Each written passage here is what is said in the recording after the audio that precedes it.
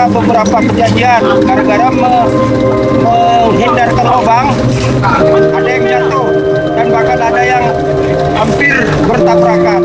Jadi mudah-mudahan dengan kami lakukan bakti sosial ini dapat bermanfaat untuk masyarakat pengguna jalan.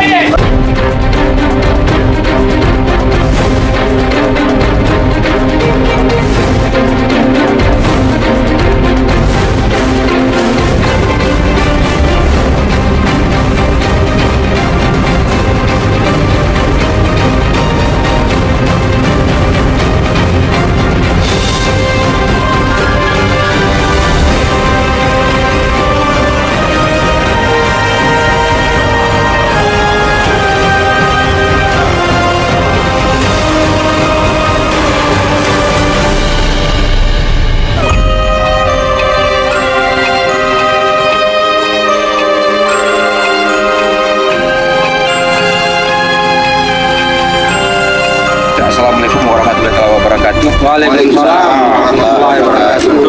Kami warga Desa Timas, Kecamatan Lubuk sangat berterima kasih sama Pak Kapolsek dan rekan-rekan semua.